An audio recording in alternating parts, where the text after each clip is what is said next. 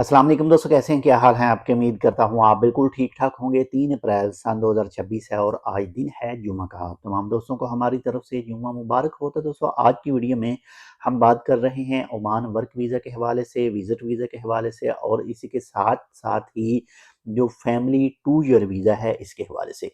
पहले क्लियर करता चलूँ कि अभी तक ओमान का वर्क वीज़ा पाकिस्तानियों के लिए नहीं खुला है और ना ही कोई टाइम टेबल बताया गया है और ना ही इसके हवाले से अभी तक कोई भी न्यूज़ सामने आई है। लेकिन फिर भी इसी के ऊपर जो है वो बात करेंगे, फैमिली वीज़ों के हवाले से, वर्क वीज़ों के हवाले से, विज़िट के हवाले से।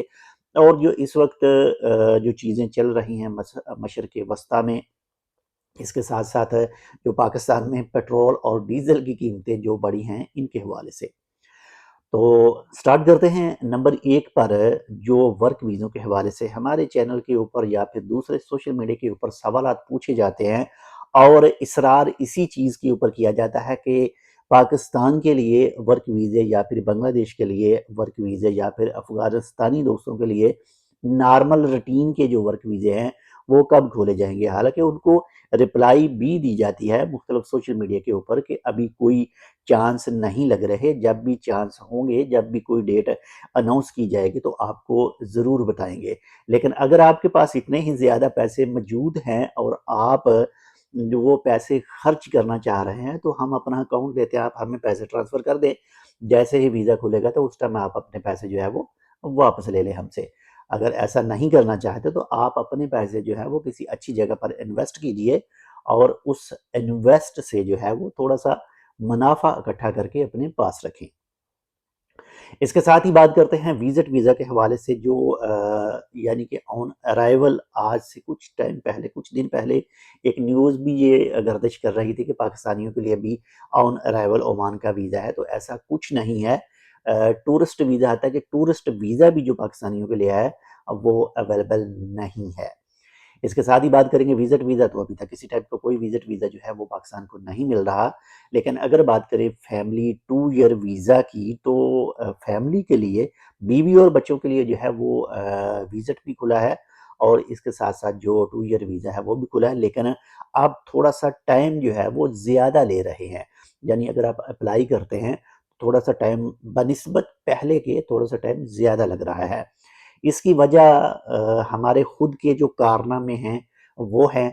हम जो मुख्तलिफ चीज़ों को इकट्ठा करके, हालांकि वो हमारी होती भी नहीं है, लेकिन हम उसको इकट्ठा करके अपने नाम के साथ जोड़ कर और फिर फैमिली वीज़ा जो है वो अप्लाई करते हैं। ऐसे कुछ चांस पहले हो भी चुके हैं और ऑलरेडी मेरे पास 3 से 4 केस इसी के रिलेटेड आए भी थे, जिसमें एक जो 25 साल उम्र है और उसका फैमिली वीज़ा जो है वो अप्लाई किया गया था और वीज़ा निकले भी थे वीज़े और लोग यहाँ पर ओमान के अंदर इंटर भी हुए थे। लेकिन यहाँ पर आने के बाद में फिर वो धोखाधड़ी के चक्कर खा खू कर वापस चले गए थे।